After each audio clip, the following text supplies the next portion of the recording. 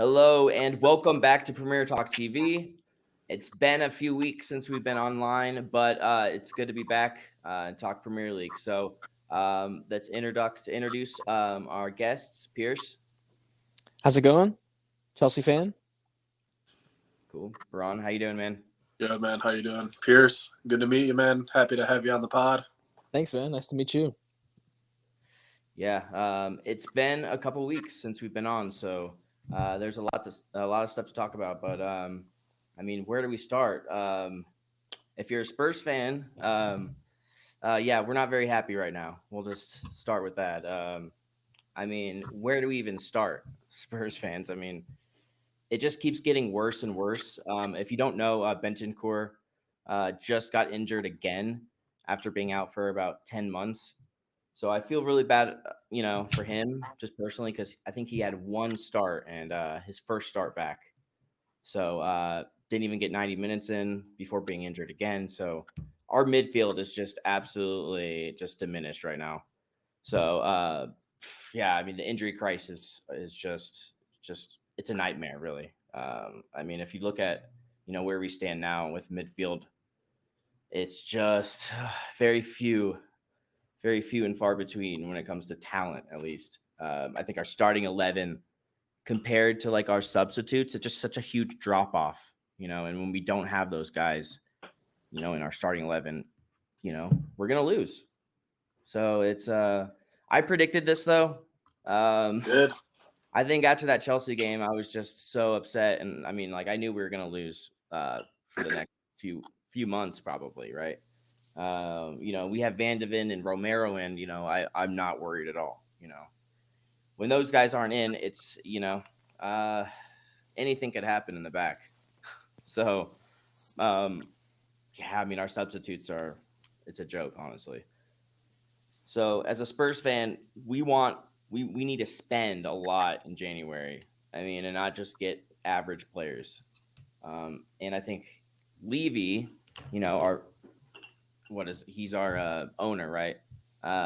He knows what Ange Ball can do, like what we can do with like that system, right? So I think if we get good players, it's not really a risk because we know what we can do with that system. We just need some depth right now and some actual good players. So yeah, no, it's not very good. I think it'll be a very long and tough winter for Spurs fans. I think the injuries are just plaguing the entire league. Whether it's like just the high pressing constantly or like I don't know if it's just how intense the league is in particular, but it seems like the Premier League in general is like ACL here, ACL there. Yeah, I think definitely it's affecting every team. Sorry, go on. Go ahead. Yeah, I was gonna say I think a lot of it is just even the players are coming out and just talking about the demand, the amount of games, the amount of tournaments.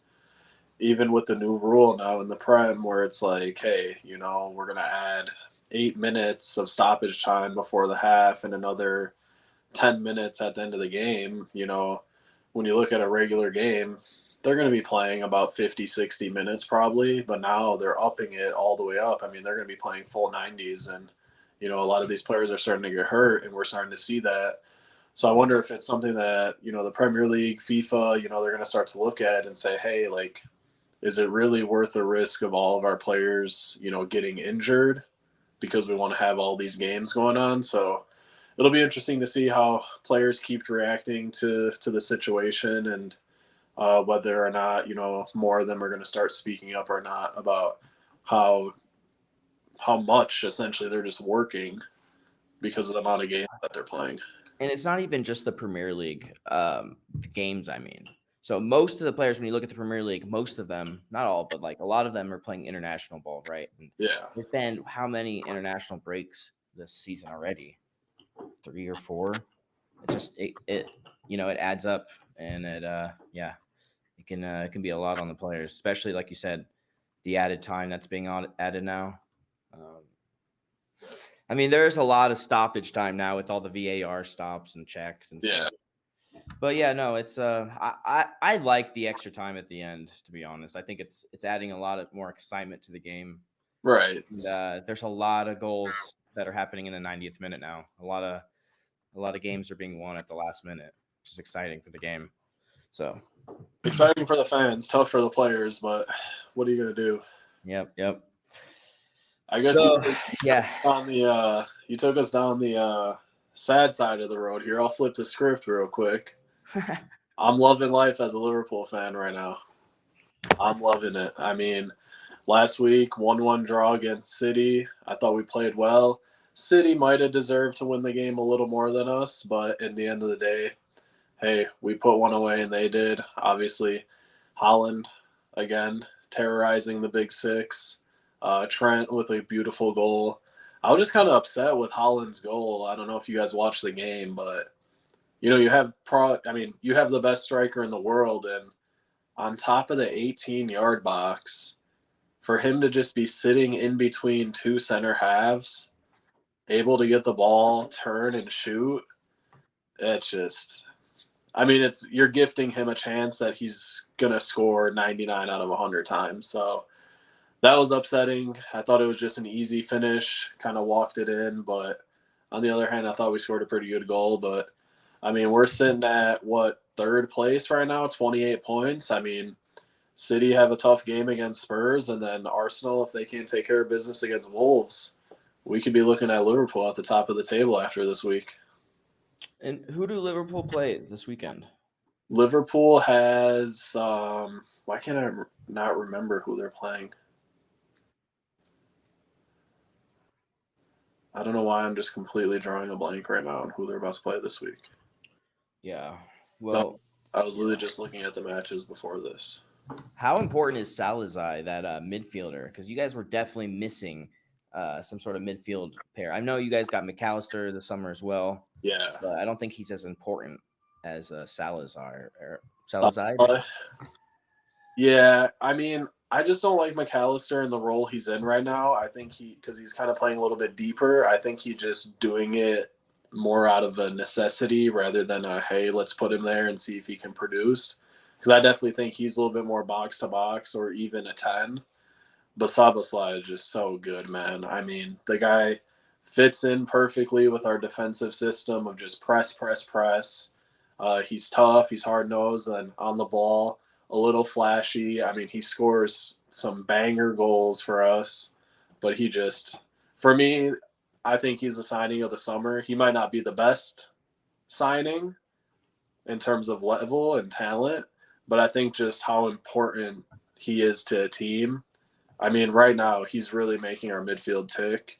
And without him, I think we'd be in some big trouble. I think Salah also helps. That he's still on your team, right? Yeah. Having arguably one of the best wingers of all time. Last year, you guys struggled hardcore. I thought that might have been the end of Klopp's reign, honestly. Like last year. Yeah, but it's like that's why I always believed in Pep's mentality of constantly buying players. Because I think at that point last year, it was a little bit of Liverpool's key, like starters kind of getting a little lackadaisical just because it's like, yeah, no one's going to get my spot. Like, whatever, I don't have to perform every game. We won a Champions League. We won a Prem. Who cares? But, when you look at City, last year, Grealish starting all these games, everyone was like, oh, my God, Grealish. Pep didn't care. He's like, I'm bringing in fresh blood, and if you're not going to perform, you're not going to play. And now Doku took his spot, and it's the end of that. It's just with Liverpool, we needed a little bit of that revamp and that refresh in the squad because now it's got guys kind of on their toes thinking, oh, man, I got to start producing. Otherwise, I'm actually not going to play. Yeah, and that's a good thing to, tell your squad, to get them to perform at the highest level. But yeah, talking about highest level, Chelsea is not quite to that level right now. They had a couple games in a row and wins, and we thought, well, they might be back. Well, actually, I think they had a win and a draw, but it was almost like a win, right, Pierce, against City? Oh, man, the City game was amazing, but the Tottenham game before that was so great. So, yeah, we were on a high, but then we had the international break, and I think that just killed our momentum. So coming back to this game against Newcastle last week I was not very optimistic at all. We heard that Nkunku might be coming back for that game, but sure enough, like that was a no-go. So right when I heard that, I was just like, I don't know, this is not going to go well. And sure enough, like we just got battered hard. It was not fun to watch. That was one of the most depressing games ever. So yeah, confidence is very low right now, and that sucks. And we got James out because he got a red card. We got Cucurella out because he produced another yellow, so he's going to be out for this game. And Malo Gusto is also out from injury as well. So this is it's not looking good against Brighton coming up this week. Oh, okay, that's what I was going to ask. Who you're playing next? Yeah, Brighton's they're always up there. They're always a tough team to play.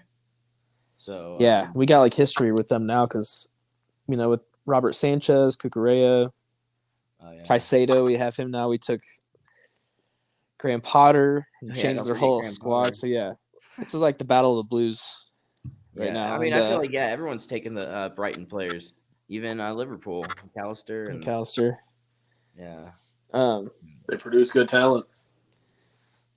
Really Brighton's in playing the Europa League this year, so they're going to be tired playing us probably, and we've had a whole week off, so that might play to our benefit. That's true. Guys like Thiago Silva, that might help. Yeah. Extra training. We're starting to get in that time of year where teams are, we're getting a little bit later into Champions League and other things, and teams are starting to think what they want to go for. So we'll definitely see that fatigue start to set in for a lot of teams, but I don't know. I think Liverpool, we're gunning for the Prem this year. I think that's what we're going for. Yeah, I mean, you can't count them out. I mean, even Aston Villa are only 3 points off the top. So there's a lot of teams that are still in the running. Oh yeah, for the title. I think Tottenham are absolutely out. I think our trajectory right now is just like this. So whatever's happening now, it's just going to get worse for Tottenham. I think you need a decent few weeks. I think if your guys you have available can just stop it from getting worse and maybe produce a few results here and there, you guys might be able to pick back up. Because, I mean, there's a lot of season left. There is, but the thing is, our players will get better, right? They'll get back into fitness and we'll get back to where we need to go. But, the players that we have can't play in Ange's system. They're not the same kind of players, and they just can't handle the high line that we have. And I think that just Man City are just going to tear us apart. Yeah, we don't change our philosophy, our tactics, no matter what. We were down 9 men against Chelsea. We just kept doing the same thing. So City know what to expect from us, and they're just they're a smart team. I mean, Pep's smart guy, right? So he's gonna prep them to just absolutely destroy us. I think when we played Wolves, it took a minute for them to figure it out. Same with Chelsea. When we were down to 9 men, it took a minute for them to kind of figure out what we were going to do. But I think Man City, they're going to know right away. And I think they'll score right away, first 5 minutes. And it'll just, I think it'll be 4-0 City. Ouch. Even more. Because I think. I don't disagree. I think it might be a big number. I know. I hate being this negative. I really do. At least you're being realistic. Yeah, I'm just looking at it as it is, right? And obviously I want to win, but Man City, they're not very good against us historically. We usually find a way to get points against Manchester City. So if this is their one time, they're okay, we're going to just do as much as we can just to fuck Tottenham up, right? In other words, I think they're sick of losing to us. I think that they're okay, this is our chance. Let's do it. Let's score 5 goals or whatever. And I think that we're capable of letting in that many goals, unfortunately. Speaking of, you said scoring in the first 5 minutes. Can we talk about the goal of the season real quick? Yeah, absolutely. Go ahead. Alejandro Garnacho. Yeah. What a goal. I had this conversation with Kelmo off camera. Was that more impressive than Rooney's against City? You want to talk about that? I don't think so, but I think Rooney's against City there was a lot more meaning, or it was a little more impactful, if that makes sense. Like Yeah. when City started coming up and they're playing, they're a big team, but I think Garnacho's like difficulty, I think his was harder, and I think it was way cooler. I don't know. I Coming think it's back across the debatable. goal, going backwards, hitting it, going back across goal again, upper 90. Well, the thing I can say about the Garnacho goal versus the Rooney goal was Garnacho was all the way on the other side of the goal, right? So he saw the ball come all the way across. He had all the time in the world to think about what he wanted to do. Rooney was in the middle, and I think the ball like kind of took a deflection, so he had to quickly turn him and just like really quickly think and just do it. And I think that's what makes it better because I think he did it instinctively. Yeah. I think Garnacho's, it was instinctively as well, but he saw the ball all the way through, and I just think he was just like, okay, like, he thought about it a little bit more. And it was a little bit farther away, which made it a little bit more impressive, Garnacho's, just because he was so far away. But and he's younger, right? Oh my So, god. that'll come again. I don't think that'll be the last time we see a goal like that from him. So what a finish, man. I remember seeing it, and it was funny. My brother is back home in Macedonia right now, and I'm texting him like, "You see this Garnacho goal?" He's like, "I can't even watch it." So I remember recording my TV with my phone and sending it to him so he can see it. And he's like, "Holy shit, what the hell?" I can't stop seeing it now. Like I literally keep seeing it. I'm like, I'm kind of sick of it now. I'm like, okay, here we go again. Garnacho's goal. What do you think, Pierce? I know, like, it kind of makes me sick to my stomach. It's like it's too good, and I just don't like Man U, so I'm just like, So yeah, it's amazing. Perfect though, wasn't it? No, it's amazing, but to score a goal better than that this year. That's Fusco.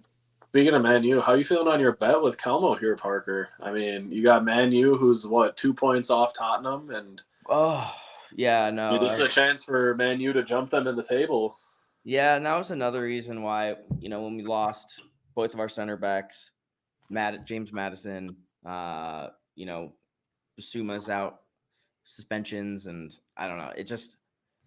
It wasn't just that Spurs aren't going to win anything, because I don't think that Spurs were going to win anything anyway, but it was just because I also bet like money with some friends, so like that hurts even more, and it's like, okay, I'm going to lose money on top of just the embarrassment of it all anyway. But I didn't think we were going to win anything anyway, but I still thought we were going to be ahead of Manchester United this year. But now I don't know. I think by February Spurs could be like 12th.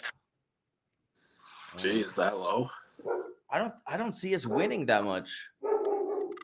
I think you guys still have quality to take care of business where it needs to be taken care of. I think against the top teams, you guys are going to struggle a lot more than you initially would have. But we lost to Wolves. Villa are a really, really good team. I don't think any team has scored more goals in 2023 than Villa, other than Manchester City. So Villa, they're a good team. But like Wolves and stuff, I think we're still going to drop points against these teams because the players just can't play. Our defense just can't keep up with the high line and like the pace that we need that we've had with like Romero and Van de Ven. It's a disaster waiting to happen. Really, it just. Dude, Van de Ven is fast. I know. It's crazy. Yeah, he's one of the fastest players in the Premier League. So, which is nuts. So seeing him down, it sucks. Seeing him out, it really hurts. Anyway,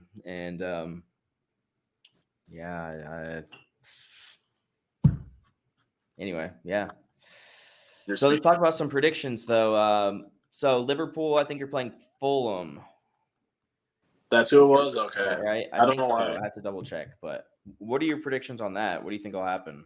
We'll take care of business there. Yeah. I feel good about it. Couple goal victory. I'd love to see Nunez just get into a good form because he plays well, he does well, he gets himself in the right positions.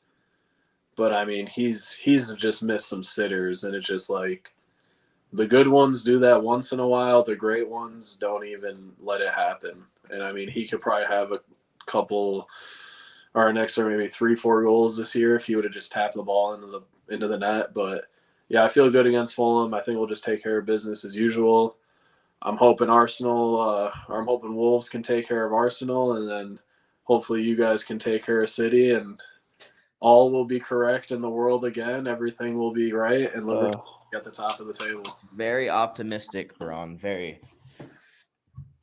Because I think Arsenal will win and City will win as well. Yeah, but everything I don't need to happen is probably going to happen. But who knows with the Premier League? Honestly, you never know. It always shocks me, always surprises me. So you never know. Yeah. I was gonna say something about the Liverpool game, but then we started talking about something else, and I forget. Pierce, Brighton, Chelsea. Who's home? Chelsea is home. Not looking very optimistic on this game.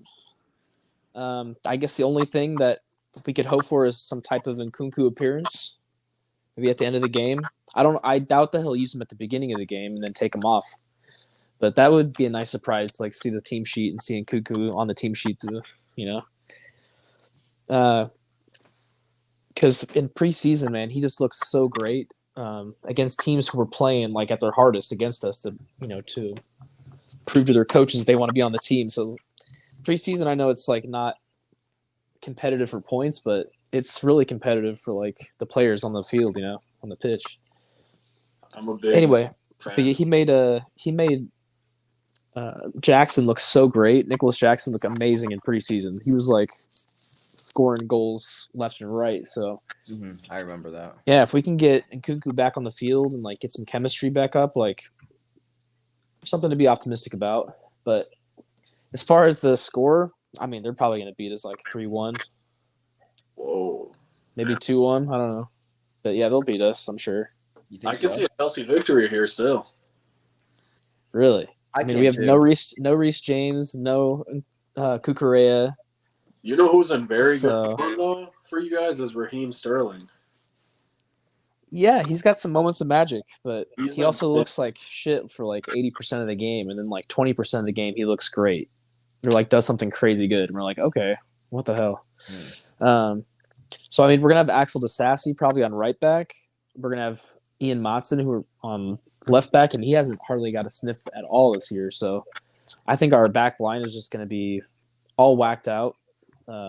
Wesley Fofana's still not there.